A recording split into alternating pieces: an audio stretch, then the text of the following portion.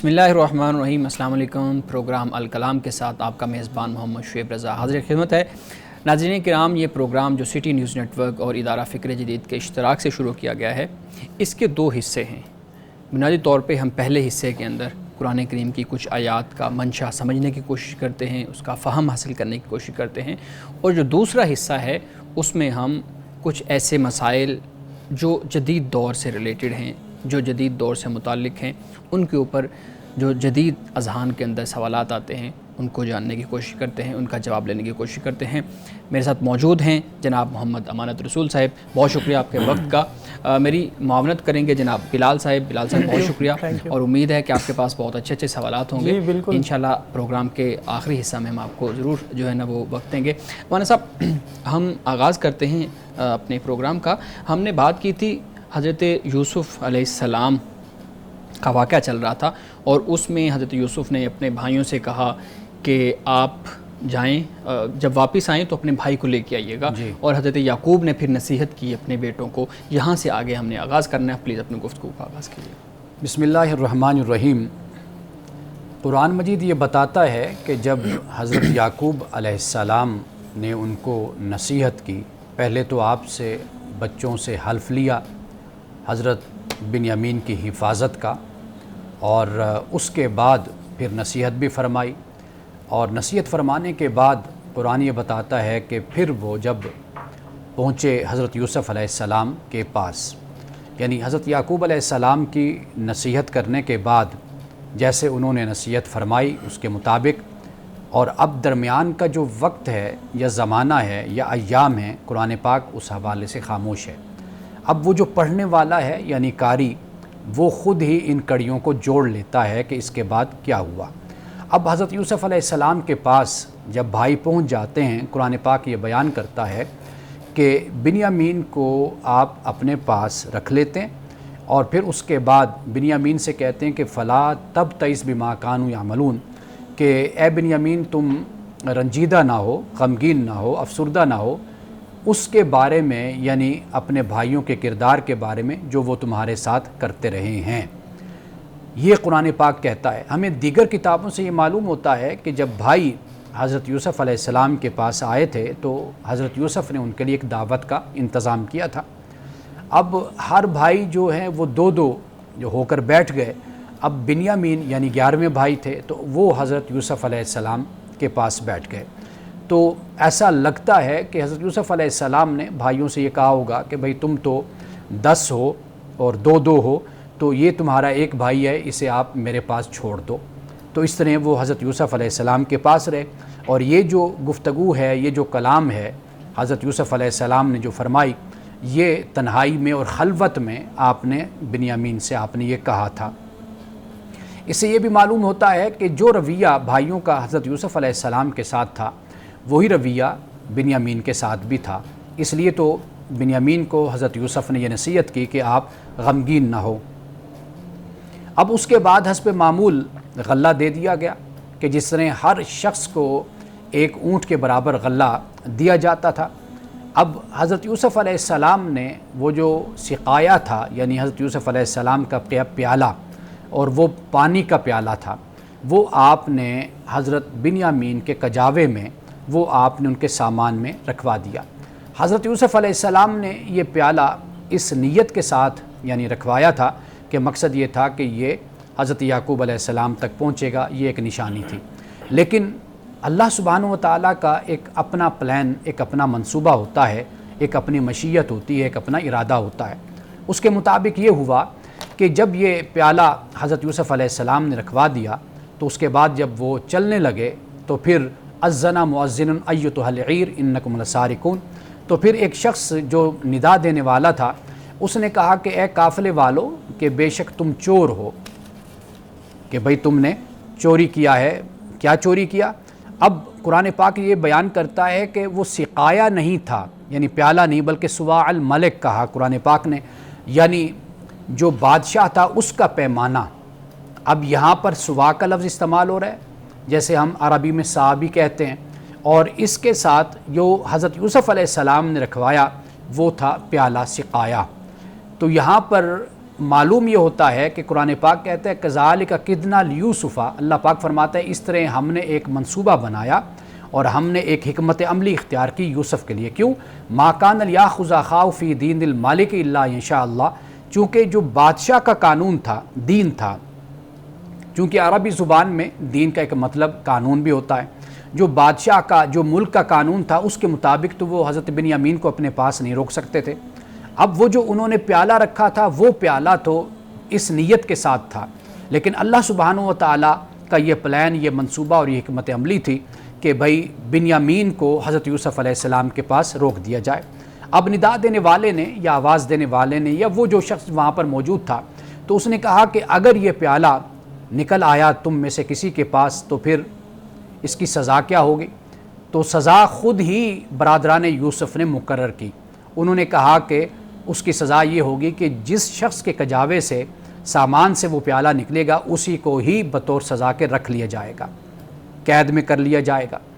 حالانکہ جو دین الملک تھا، یعنی جو بادشاہ کا قانون تھا، اس ملک کا، مصر کا قانون تھا، وہ یہ تھا کہ جس سے یہ سامان نکلتا تھا اس کو یا تو یعنی سزا دی جاتی تھی اور پھر جو چوری کیا ہوا مال ہے اس کے برابر قیمت وصول کی جاتی تھی. لیکن یہاں پر خود ہی بھائیوں نے یہ کہہ دیا اور پھر اس کے بعد قرآن پاک اس بات کو بیان کرتا ہے کہ وہ جو سوائل ملک ہے اس کا تو پتہ نہ چلا، لیکن بنیامین کے کجاوے سے اور اس کے سامان سے وہ پیالہ نکل آیا. اب خود بخود جو انہوں نے یہ کہا تھا کہ بھئی جس کے کجاوے سے یہ سامان نکلے گا اس کو رکھ لیا جائے گا، تو پھر اس کے بدلے میں بنیامین کو رکھ لیا گیا، یعنی حضرت یوسف علیہ السلام کے پاس وہ رہ گئے.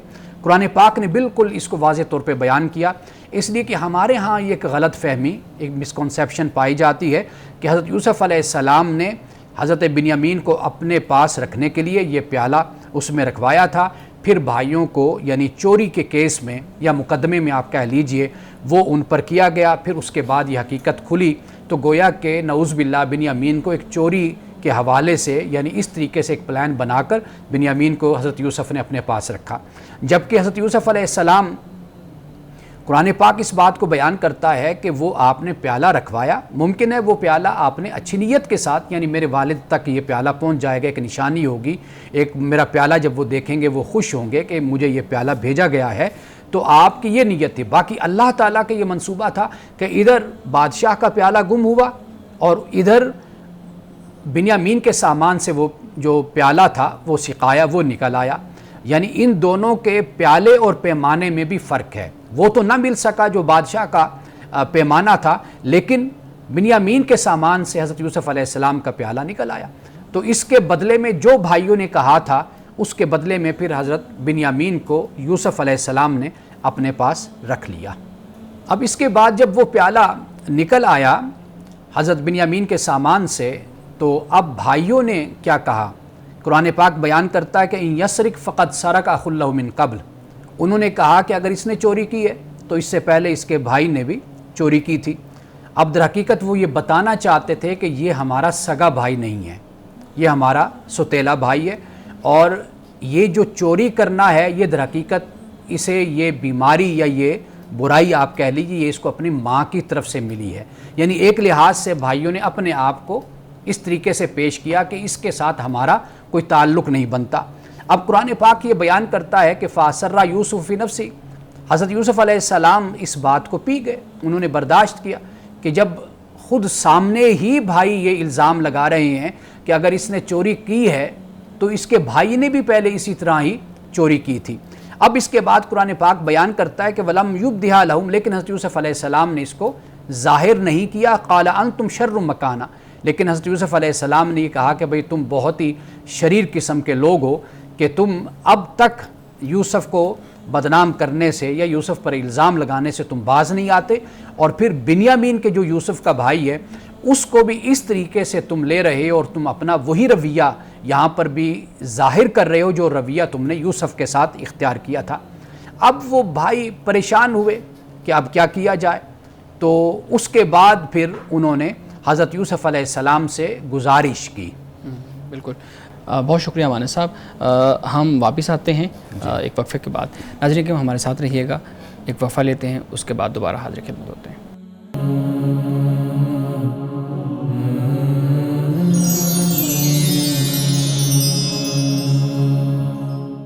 Welcome back. امانہ صاحب، ہم گفتگو کر رہے تھے حضرت یوسف علیہ السلام کا قصہ پہ. اب اس کے بعد حضرت یوسف علیہ السلام کے جو بھائی ہیں وہ آپ کے پاس آتے ہیں اور اب وہ پریشان بھی ہیں. پریشانی کی وجہ یہ ہے کہ حضرت یعقوب علیہ السلام سے باقاعدہ طور پر وہ عہد کر کے بھی آئے اور حلف بھی دیا کہ بھائی ہم بنیامین کو صحت و سلامتی کے ساتھ، حفاظت کے ساتھ ہم آپ کے پاس لائیں گے. لیکن اب یہاں پر معاملہ یہ ہو جاتا ہے کہ وہ پریشان ہیں، حضرت یوسف علیہ السلام کے پاس آتے ہیں اور کہتے ہیں یا ایھا العزیز، اے عزیز، ان لہ ابن شیخن کبیرہ، کہ یہ جو بنیامین ہے آپ نے اسے اپنے پاس رکھ لیا ہے، لیکن اس کے جو والد ہیں وہ بہت بوڑھے ہیں اور شیخ کبیر ہیں، اور آپ ایسے کیجئے کہ فخذ احدنا مکانہ، آپ ہم میں سے کسی کو اپنے پاس رکھ لیجئے اور اس کو چھوڑ دیجئے. انا نراک من المحسنین، کہ بے شک ہم آپ کو محسنین میں سے پاتے ہیں، ہم دیکھتے ہیں آپ محسن. اب دیکھیے کہ یہاں پر بھی اللہ تعالیٰ نے احسان کرنے والا محسنین میں سے حضرت یوسف علیہ السلام کا ذکر کیا. ابھی ہم نے ایک پروگرام پہلے یہ الفاظ پڑھے تھے کہ قرآن پاک یہ بیان کرتا ہے وَلَا نُضِيعُ أَجْرَ الْمُحْسِنِينَ، کہ اللہ پاک فرماتا ہے کہ جو احسان کرنے والے ہیں ان کے اجر کو ہم ضائع نہیں کرتے. اب بھائی بھی یہی الفاظ کہتے ہیں، لیکن حضرت یوسف علیہ السلام نے کیا فرمایا؟ آپ نے فرمایا کہ قال معاذ اللہ، کہ اللہ کی پناہ، ان ناخذ الا ما وجدنا متاعنا عنده انا اذا لظالمون. آپ نے فرمایا کہ یعنی ہم نے جو سامان ہے، جو پیالہ ہے جس کے پاس پایا ہے، اس کو پکڑنے کے بجائے، اس کو ہم رکھنے کے بجائے اس کی جگہ کسی اور کو رکھ لیں. تو فرمایا کہ اللہ کی پناہ، انا اذا لظالمون، ورنہ ہم تو ظالم ہو جائیں گے. یہ حضرت یوسف علیہ السلام نے فرمایا. اب یہاں پہ آپ دیکھیے کہ کتنی احتیاط کے ساتھ بات کی گئی ہے. یہ نہیں کہا گیا کہ بھئی جس نے ہمارا پیالہ چوری کیا ہے، ہمارا سامان چوری کیا، ہم تو اسی چور کو اپنے پاس رکھیں گے. حضرت یوسف علیہ السلام نے فرمایا کہ ان ناخذ الا ما وجدنا متاعنا عنده، کہ ہم صرف اسی کو لیں گے جس کے پاس ہمارا سامان تھا. یعنی وہ سامان کس کے پاس تھا؟ وہ حضرت بنیامین کے پاس وہ سامان تھا، وہاں سے نکلا. یعنی ایسا کوئی الفاظ بھی جو غیر معیاری ہو یہاں پر استعمال نہیں کیا گیا. جبکہ ہم قرآن مجید سے پہلی کتابیں جب دیکھتے ہیں تو وہاں پر ہمیں ایسے الفاظ کا استعمال ہمیں نظر آتا ہے. اب یہاں پہ جو سب سے اہم بات ہے کہ جو ہم نے سمجھنی ہے، وہ بات یہ ہے کہ حضرت یوسف علیہ السلام نے یہاں پہ جس صبر کا، جس استقامت کا اور خاموشی کا آپ نے مظاہرہ کیا، وہ بھی ہمارے سامنے ہے. اور پھر آپ یہ دیکھیے کہ یہ اللہ سبحانہ و تعالیٰ کا ایک پلان تھا، ایک منصوبہ تھا اور ایک حکمت عملی تھی کہ جس پر عمل کیا گیا. اس سے نہ تو حضرت یوسف علیہ السلام کی جو نبوت ہے، آپ کا جو مقام ہے اور آپ کی جو عصمت ہے، اس پر کوئی حرف آتا ہے، نہ ہی بنیامین پر آتا ہے، نہ کسی اور پر آتا ہے. بلکہ اللہ سبحانہ و تعالیٰ نے اپنی حکمت اور اپنے طریقے سے ایسا ایک منصوبہ وہاں پر قائم فرما دیا کہ جس کی وجہ سے بنیامین حضرت یوسف علیہ السلام کے پاس رہ گئے. اس لیے کہ ممکن تھا کہ جس طرح حضرت یوسف علیہ السلام نے کہا کہ فلا تبتئس، کہ آپ غمگین نہ ہوں، کس کے بارے میں؟ اس کے بارے میں جو یہ آپ کے ساتھ کرتے رہتے ہیں یا کرتے رہے ہیں. تو ممکن تھا کہ راستے میں جب آپ لے کر بنیامین کو بھائی جائیں تو راستے میں جیسے حضرت یوسف علیہ السلام کو تکلیف پہنچائی تھی، اس طرح یہ تکلیف بنیامین کو بھی پہنچا سکتے تھے.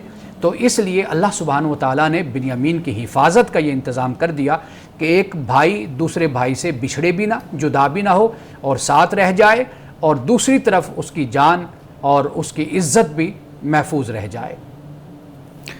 جی بہت شکریہ امانہ صاحب. نہایت احسن انداز میں آپ نے آج کا جو درس ہے، آج کا جو سبق ہے اس کو مکمل کیا. کچھ سوالات ہیں، ایک دو میرے پاس سوالات ہیں. اچھا، پہلی بات تو یہ آپ نے واضح کر دیا خود ہی کہ یہ جو سب کچھ ہوا بنیامین کے معاملے میں، اور یہ پیالہ رکھنا پھر نکلنا، یہ معاملہ، اس میں حضرت یوسف علیہ السلام کی اپنی خواہش نہیں تھی. آپ کی بات سے مجھے یہ محسوس ہوا. ہمارے ہاں جتنا بھی ایک پاپولر نیریٹیو ہے اس واقعہ کے بارے میں، وہ یہی ہے، تفسیر ہے جو وہ یہی ہے کہ حضرت یوسف علیہ السلام کی خواہش تھی، اور پھر باقاعدہ طور پہ یہ پلاننگ، اور اس میں کچھ پلاننگ تو وہاں پہ شامل بھی تھی اور کچھ پلاننگ پھر خدا کی طرف سے ایک ذریعہ بن گیا اور حضرت بنیامین کو رکھا گیا. تو میں پوچھنا یہ چاہ رہا ہوں کہ واقعی جو ہمارے ہاں ایک پوری تفسیر اور بیان کی جاتی ہے، اس کی بنیاد کیا ہے پھر؟ اگر آپ کی بات ٹھیک ہے ایک تو بات یہ ہے کہ ہمارے ہاں جو تفسیری مواد ہے، ایک تو قرآن مجید سے ماقبل جو کتابیں ہیں ان سے بھی لیا گیا، الہامی جیسے کتابیں تورات ہے، انجیل ہے، تلمود ہے۔ صحیح۔ اس کے علاوہ ہمارے ہاں اسرائیلی روایات بھی ہیں، وہاں سے بھی کافی مواد لیا گیا۔ اور پھر یہ ہوتا ہے کہ ہمارے ہاں جو ایک مفسر ہے، ایک عالم ہے، وہ جو ایک تفسیر لے کر چلتا ہے جو اس نے بیان کر دی، اکثر طور پر ایسے ہوتا ہے کہ پھر اسی کو ہی کاپی کیا جاتا ہے، اسی کو نقل کیا جاتا ہے اور اس کے حوالے سے بیان کر دیا جاتا ہے۔ قرآن مجید کی جو تفسیر ہے سب سے پہلے تو خود قرآن کرتا ہے، یفسر القرآن بالقرآن، قرآن کے ذریعے سے ہوئی۔ اب آپ خود اندازہ کیجئے نا کہ ایک مقام پر قرآن سوا کا لفظ استعمال کر رہا ہے، سوا الملک، بادشاہ کا پیالہ، بالکل۔ دوسری جگہ پہ قرآن پاک سقایا کا لفظ، جعل السقایا، کہ حضرت یوسف علیہ السلام نے وہ سقایا رکھوا دیا۔ اب دیکھیں دونوں چیزیں مختلف ہیں نا، تو اس لیے آپ قرآن کی آیات کو مد نظر رکھیں تو اس سے ہمیں یہی بات سمجھ آتی ہے کہ حضرت یوسف علیہ السلام کی تو یہ خواہش تھی اس حوالے سے کہ بھئی یہ میری چیز ہے، یہ پہنچ جائے، اور یہ بھی کہ بھئی بنیامین بھی میرے پاس رہے، جیسے میں نے بیان کیا کہ ان کی جان کو بھی خطرہ ہو سکتا تھا، ان کے ساتھ کوئی بھی معاملہ، اور کچھ نہیں تو چھوٹے بھائیوں کے ساتھ چٹکی بھر کے ان کو تکلیف تو دی جاتی ہے، ستایا جاتا ہے، اپنے رویے سے ستایا جاتا ہے نا، وہ بھی ایک معاملہ ہو سکتا تھا۔ حضرت یوسف کی یہ بھی خواہش تھی کہ بھئی یہ میرے پاس رہیں۔ اب آپ نے جو پیالہ رکھوایا، اب اللہ سبحانہ و تعالیٰ نے قرآن میں بیان کر دیا کہ کذالک کدنا لیوسف، کہ ہم نے ایک یہ پلان بنایا تھا یوسف کے لیے۔ کیوں؟ اس لیے کہ ملکی قانون کے مطابق تو بنیامین کو روکا نہیں جا سکتا تھا۔ روکنے کی ایک ہی صورت تھی کہ حضرت یوسف علیہ السلام اپنے بارے میں بتا دیتے کہ بھئی یہ میرا بھائی ہے، تو باقی تو اس کے علاوہ ایک اجنبی کو اپنے پاس کیسے روکا جا سکتا تھا کہ بے وجہ اور بے سبب۔ تو اس لیے قرآن کی آیات کو اگر ہم اپنے سامنے رکھیں نا تو یہ حقیقت واضح ہوتی ہے کہ اللہ سبحانہ و تعالیٰ نے ایک کدنا، یہ ایک اپنے مطابق ایک منصوبہ بنا دیا تاکہ حضرت یوسف علیہ السلام کی اس خواہش کے مطابق بنیامین جو ہیں وہ آپ کے پاس رہ جائیں۔ ٹھیک ہے۔ اور اس طرح کے آپ دیکھیے جو منصوبے ہوتے ہیں، حکمت عملی ہماری زندگیوں میں بھی رونما ہوتے رہتے ہیں کہ ہم دیکھتے ہیں کہ بھئی کہ ایک انتظام کر دیا جاتا ہے، ایک اہتمام کر دیا جاتا ہے کہ جس سے ایک شخص کسی بڑی تکلیف سے، کسی بڑے حادثے سے اور کسی بڑے واقعے سے بچ جاتا ہے۔ بالکل ایسا ہی ہوتا ہے کہ انسان ایک طرف کچھ اور سوچ رہا ہوتا ہے جبکہ دوسری طرف کچھ اور ہو جاتا ہے۔ اچھا ایک اور چیز، بھائیوں نے کہا کہ جیسے اس نے چوری کی ہے، اس سے پہلے اس کے بھائی نے بھی چوری کی تھی، اب قرآن اس کے اوپر میرے خیال میں خاموش ہے، یعنی وہ چوری والا معاملہ کیا تھا، کیا اس کے پیچھے بیک گراؤنڈ تھا؟ تفاسیر اگر آپ دیکھیں گے تو بہت سے واقعات ہمیں ملتے ہیں۔ مثال کے طور پر کہا جاتا ہے کہ حضرت یعقوب علیہ السلام کی جو بہن تھی حضرت یوسف کی پھپھو، ان کے پاس حضرت یوسف بچپن میں رہتے تھے، اور اب جب یہ بڑے ہوئے تو کہا کہ بھئی یعقوب نے کہا کہ بھئی میرے پاس واپس بھیجو اس کو۔ اب ان کا بھی میں اس کو کیسے روکوں، تو انہوں نے پھر کوئی چیز رکھ دی کہ بھئی یہ یوسف نے چوری کی ہے تو لہٰذا میں نے اس کو نہیں آنے دینا۔ اس طرح کے بہت سے واقعات بیان کیے جاتے ہیں، لیکن دیکھیے قرآن پاک کا یہ اعجاز ہے اور یہ کمال ہے قرآن پاک کا کہ قرآن پاک اس طریقے سے بات کو بیان کرتا ہے۔ ایک بات غیر ضروری نہیں ہوتی، دوسرا یہ ہے کہ اس میں جو اسلوب اور جو انداز ہوتا ہے وہ ایسا ہوتا ہے کہ جس سے انبیاء کی جو عصمت ہے، ان کا جو مقام اور مرتبہ ہے، اس پہ بھی کمپرومائز نہیں ہوتا۔ اب یہاں پر جو بھائیوں نے کہا یہ شرارت کی، یعنی کہ خام خواہ ایک بلیم جو ان سا ہے کسی دوسرے پر دے دینا، یعنی وہ بھی ایک اجنبی شخص کے سامنے جس کو وہ جانے نہیں، اجنبی تو یعنی بھائیوں کے لیے تو حضرت یوسف ابھی تک اجنبی ہیں، وہ تو اجنبی ہیں، لیکن مطلب یہ ہے کہ یہ بھی ایک گراوٹ ہوتی ہے، کردار کی پستی ہوتی ہے، اور اس کا مشاہدہ آپ اپنے معاشرے میں کرتے رہتے ہیں کہ ہم کوئی بات بھی ہم کہتے ہیں کہ یہ ایسے ہی تھا، اس نے ایسا کیا تو اس کا بھائی بھی ایسا ہی، یعنی جو بات چل رہی ہوتی ہے اس کی جگہ پہ ہم کوئی اور اس کا عیب ظاہر کر کے کہتے ہیں کہ یہ تو اس طرح کا ہی ہے۔ عیب دوسرے کا ظاہر کرنا یہ بھی اپنی جگہ پر، لیکن اپنے الزام اور اپنی بات میں وزن پیدا کرنے کے لیے کہ بھئی اگر اس نے ایسا کیا تو اس کا بھائی بھی ایسا تھا، یہ شرارتاً، اور وہ جو ان کے اندر بغض تھا در حقیقت اس کا اظہار تھا، اور پھر یہ بھی دکھا دیا کہ بھئی یہ ہمارا سگا بھائی بھی نہیں ہے، اگر اس نے ایسا کیا ہے تو یہ ہمارا سگا نہیں، اس کا جو سگا تھا وہ بھی ایسا تھا تو یہ بھی ایسا ہے۔ مطلب یہ کہ ہماری جو ماں ہے اس سے جو ہم نے تربیت پائی، جو ہمیں اس کا دودھ ہم نے پیا، وہ تو بہت ہی صاف ستھرا تھا اور اس سے ہماری بڑی اچھی تربیت ہوئی، ان کی اصل میں تربیت صحیح نہیں ہوگی، یہ اصل بات تھی۔ بالکل صحیح ہے۔ میں آپ کے پاس واپس آتا ہوں۔ ناظرین کرام، سوالات کا سلسلہ جاری ہے، ہمیں یہاں پہ ایک بریک لینی ہے، ملتے ہیں، ہمارے ساتھ رہیے۔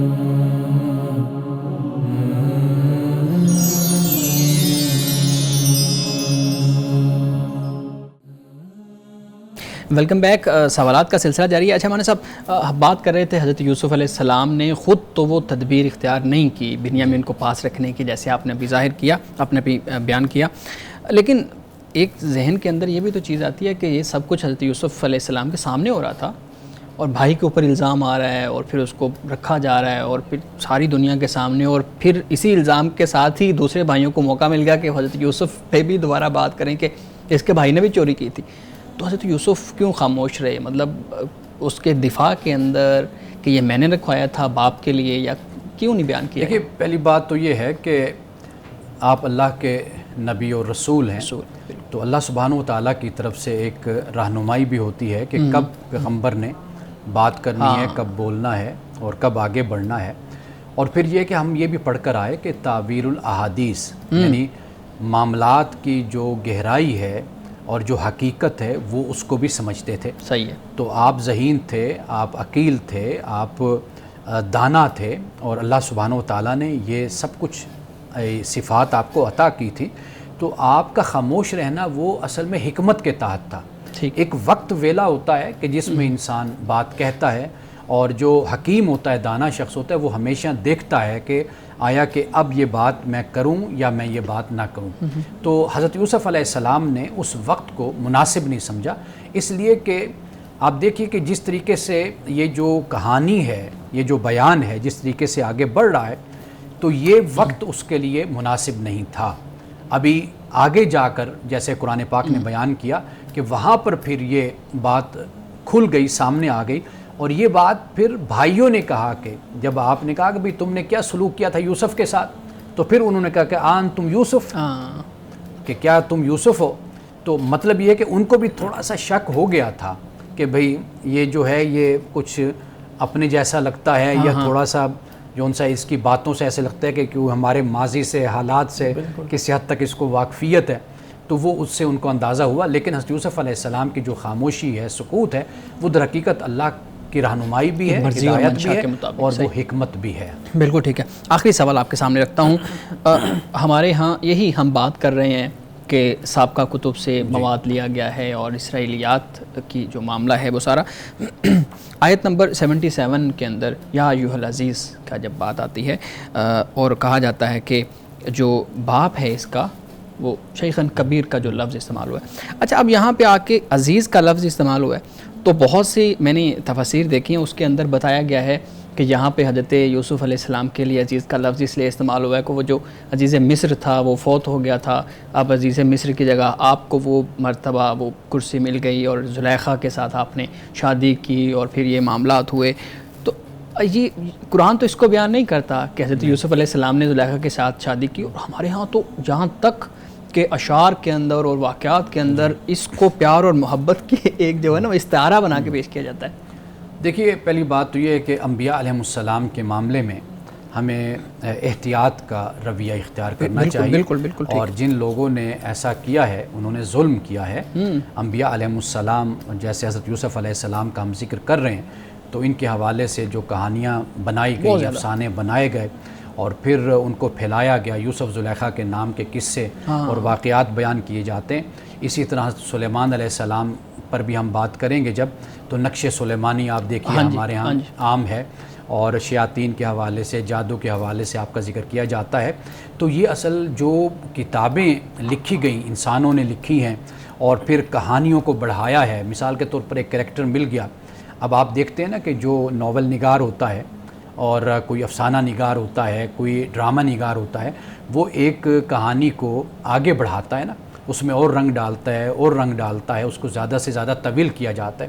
اب اگر ایک کہانی آپ کو معلوم ہے کہ وہ مشہور ہو جائے، تو اس کی مشہوری کے بعد آپ دیکھتے ہیں اگر وہ 8 قسطوں پر 10 قسطوں پر ہو تو وہ 40 قسطوں پر ڈرامہ چلا جاتا ہے، کہانی چلی جاتی ہے.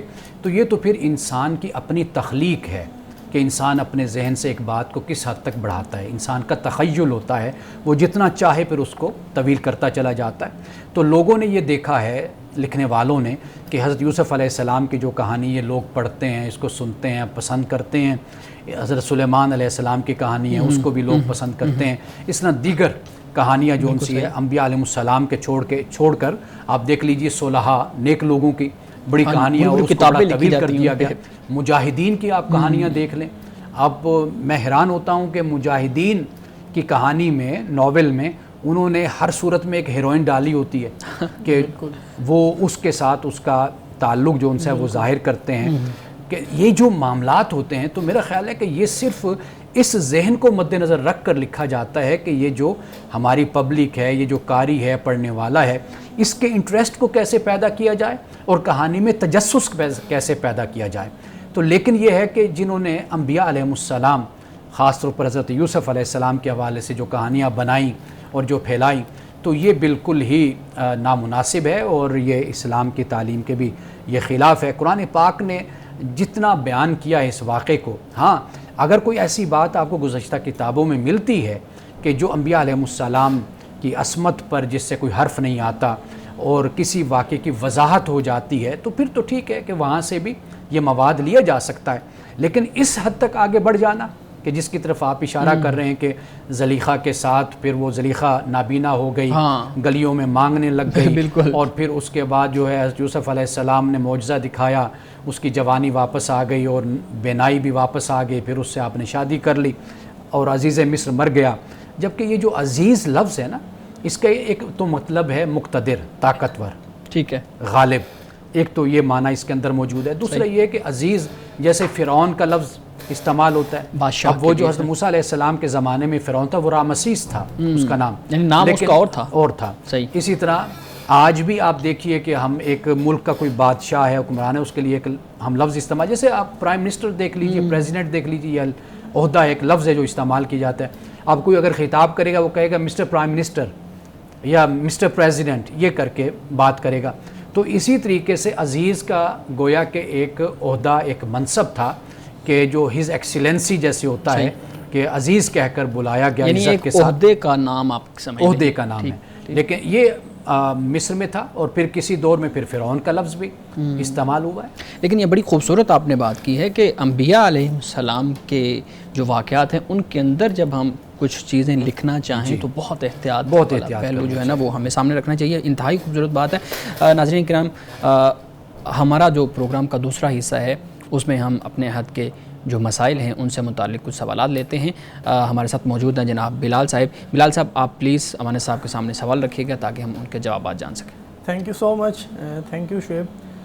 سر میرا سوال سورہ یوسف پہ جس طرح ڈسکشن ہوئی، ایک سوال یہ ہے جہاں پہ سورہ یوسف میں حضرت یوسف علیہ السلام کی تدبیر، ان کی حکمت عملی کی بات ہو رہی ہے. جی. تو میں اپنی سوسائٹی میں دیکھتا ہوں کہ یہاں لوگ بات کرتے ہیں کہ کوئی بیمار ہو گیا ہے، اللہ تعالیٰ کی طرف سے ہے، جو کچھ بھی ہے شفا بھی اللہ کی طرف سے ہے، تو دم کروا لیں، فلاں پیر کے پاس دم کروا لیں، فلاں اللہ کا بہت بڑا ولی ہے اس کے پاس جا کے دم کروا لیں. علاج معالجے پر پیسہ خرچ کرنے کی کیا ضرورت ہے؟ اس معاملے میں کیا حکمت عملی ہونی چاہیے لوگوں کی؟ دیکھیے، اللہ سبحانہ و تعالیٰ نے انسان کو ارادہ اور اختیار انسان کو دیا ہے.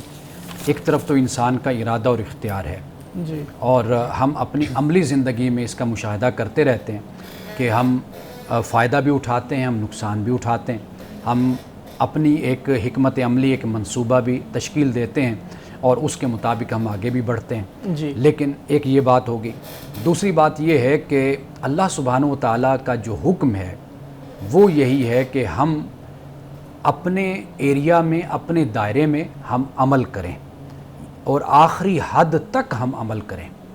ایک یہ معاملہ ہے. ایک جو دائرہ ہے وہ خدا کا دائرہ ہے، یعنی اس کے اختیار کا دائرہ اور اس کی ریاست آپ سمجھ لیجئے، اس کی اسٹیٹ سمجھ لیجئے، یا ایک اور لفظ میں اس کے لیے استعمال کیا کرتا ہوں کہ یہ وہ اس کی دنیا ہے یا وہ اس کا وہ میدان ہے. ایک ہمارے لیے اللہ نے تخلیق کر دیا، ایک اس کا اپنا اختیار ہے. اب جو ہماری ذمہ داری وہ یہ ہے کہ ہم آخری حد تک کوشش کریں آخری حد تک، یہ ہمارا میدان ہے. لیکن وہ جو خدا کا اختیار ہے، خدا کا دائرہ ہے، دائرہ قدرت ہے، ہم اس میں مداخلت نہ کریں. اس کی وجہ یہ ہے کہ جب ہم اس دائرے میں جاتے ہیں تو ہمارے اصل جو سوالات ہیں وہ وہاں سے پیدا ہوتے ہیں، بالکل وہاں سے اٹھتے ہیں. مثال کے طور پر تقدیر کی بات جیسے ابھی آپ نے کہی ہے، بالکل. تو ہماری جو کوشش ہونی چاہیے وہ یہ ہے. اب اس کے لیے ایک راستہ تو یہ ہے کہ جو اللہ تعالیٰ نے بیان کیا اور انسانی تجربہ بھی ہے، انسانی تاریخ بھی ہے، وہ یہ ہے کہ انسان نے ہمیشہ اپنے ہاں جو میسر اور دستیاب طریقہ علاج رہا ہے اس کو ہمیشہ اختیار کیا ہے. اس کے لیے انبیاء علیہ السلام نے بھی وہی طریقہ استعمال کیا, اللہ کے نیک بندوں نے بھی وہ استعمال کیا. یعنی رسول اللہ صلی اللہ علیہ وسلم کے زمانے میں اگر کوئی بیمار ہوتا تھا تو یہ تو نہیں تھا کہ بھئی اس کو یہ کہا جائے بس یہ وظیفہ پڑھ لو یا یہ کر لو تو لہٰذا تم ٹھیک ہو جاؤ گے, نہیں, بلکہ سنت میں جو طریقہ ہے وہ علاج ہے. آپ دیکھیے کہ طب نبوی کیا ہے, جو آج کل ہمارے ہاں کتابیں بھی پائی جاتی ہیں, وہ یہی ہے کہ اس وقت جو طریقہ علاج تھا اس کو رسول اللہ صلی اللہ علیہ وسلم نے اختیار فرمایا. اور جہاں تک وہ جو آپ بات کہہ رہے ہیں وظیفے کی, دیکھیے اللہ سبحانہ و تعالیٰ سے دعا کرنا یہ مسلمان پر لازم ہے, ضروری ہے اور یہ پسندیدہ عمل ہے. رسول اللہ صلی اللہ علیہ وسلم نے کبھی بھی دعاؤں کو نہیں چھوڑا تھا. ہم نے آج جن کو وظیفہ بنا لیا نا, در حقیقت یہ رسول اللہ صلی اللہ علیہ وسلم کی دعائیں ہیں. آپ ہر وقت مشکل ہے, آسانی ہے, آپ کوئی کام کر رہے ہیں, آپ دیکھ لیجئے کھانے سے پہلے دعا ہے, کھانے کے بعد دعا ہے, سونے سے پہلے دعا ہے, سونے کے بعد, یہ رسول اللہ صلی اللہ علیہ وسلم سے ساری منقول دعائیں. اس میں ہے کیا؟ اس میں یہ ہے کہ ایک بندے کی بندگی کا اظہار ہے, اللہ سے تعلق کا اظہار ہے, خود سپردگی کا اظہار ہے. یہ نہیں ہے کہ آپ صرف الفاظ بولتے چلے جائیں اور آپ یہ سمجھیں کہ بس یہ میرا علاج ہو گیا اور یہ سب کچھ ہو گیا. نہیں, اللہ کا حکم علاج ہے کہ جو آپ نے اختیار کرنا ہے. جیسے آج میڈیکل ہے یا حکمت ہے یا کوئی اور طریقہ علاج ہے, آپ اس کو اختیار کرتے ہیں, اللہ سبحانہ و تعالیٰ سے دعا کرتے ہیں. یہ سارے وظائف در حقیقت وہ دعا ہے جو آپ نے, میں نے, سب نے اللہ سے ہمیشہ کرنی ہے. اور اللہ ہی کے حکم پر عمل کرتے ہوئے ہم نے اپنا جو طریقہ علاج جتنا جدید, ماڈرن اور لیٹسٹ اور ایڈوانس طریقہ ہے, ہم نے اس طریقے کو ضرور اختیار کرنا. یعنی اپنے عہد کے مطابق اس طریقہ کو اختیار کریں, اس کے بعد دعا کریں, اللہ تعالیٰ سے دعا کا سلسلہ جاری رہنا چاہیے. بلال صاحب, مجھے یہاں پہ ایک وقفہ لینا ہے. ناظرین کرام, ہم چلتے ہیں وقفے پہ, دوبارہ ملتے ہیں, ہمارے ساتھ رہیے گا.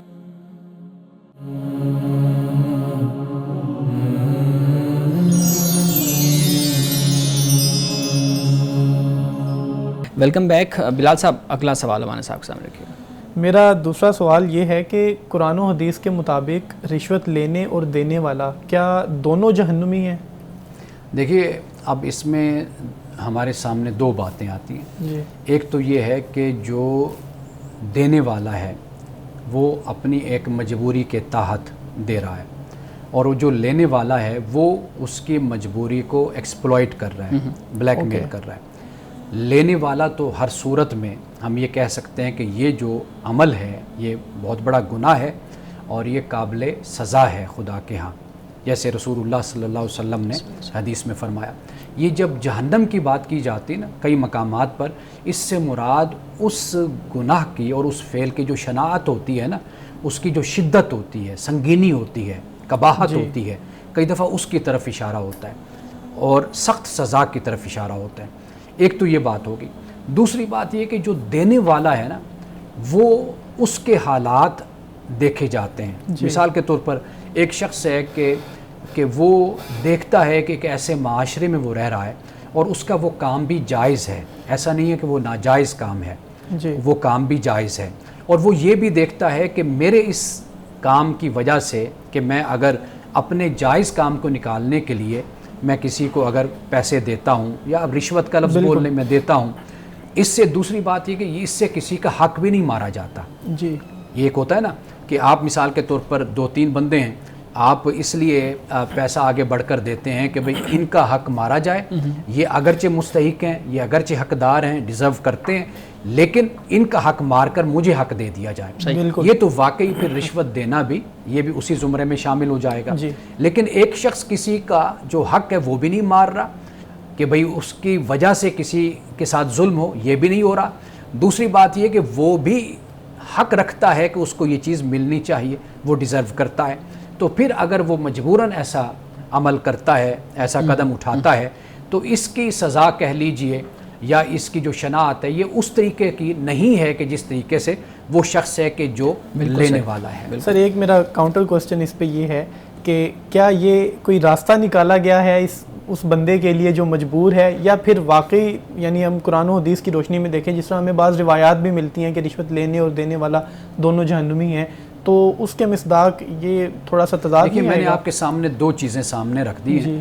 اصل جو رشوت کا معاملہ ہے جس سے منع کیا گیا کہ آپ نے دینی نہیں ہے, وہ آپ دیکھیے نا کہ اس کے اندر یہ برائی موجود ہوتی ہے نا کہ ایک تو آپ پیسے کی لت ہے، یعنی آپ ہر کام چاہتے ہیں کہ آپ جو بھی ہے آپ بس پیسے کے ذریعے سے کرتے چلے جائیں گے، آپ دوسرے کا حق مارتے ہیں. یہ یہاں پر آپ دیکھیے نا کہ میں نے 2 وجہیں بیان کر دی.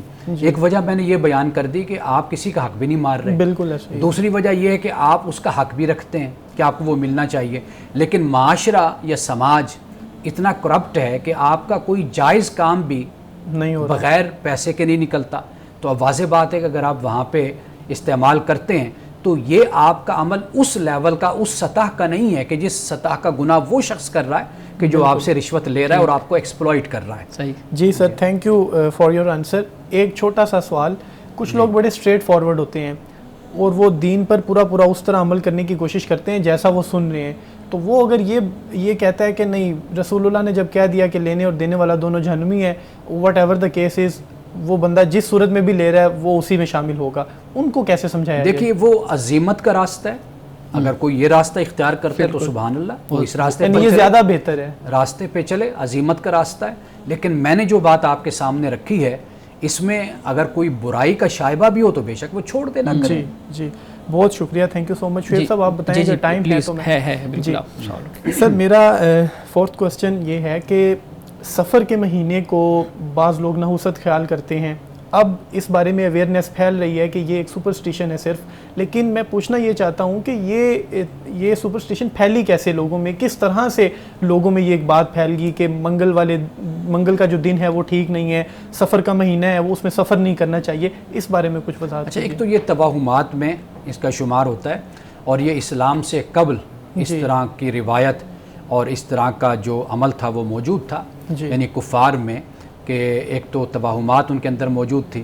قرآن پاک نے جس کو ظن کہا کہ انہوں نے خود ہی خیالات اور نظریات کو تخلیق کر لیا، رسومات کو تخلیق کر لیا، تو قرآن پاک نے اس کو بیان کیا اور اس کو رد کیا اور اس کی مذمت کی قرآن پاک نے. ان میں سے یہ بھی ایک ان کی روایت تھی، رسم تھی کہ بھئی سفر کا مہینہ جو ان سے وہ ایک منحوس مہینہ ہے. رسول اللہ صلی اللہ علیہ وسلم نے واضح طور پر اس کو بیان کیا، اور قرآن پاک نے بھی کہا کہ بھئی یہ جو جسے تم نحوست کہتے ہو یہ در حقیقت تمہارے اپنے اعمال کا جو نتیجہ ہوتا ہے وہی نکلتا ہے. تم اچھے کام کرو گے تو اچھا نتیجہ ہوگا، برے کام کرو گے تو برا نتیجہ نکلے گا.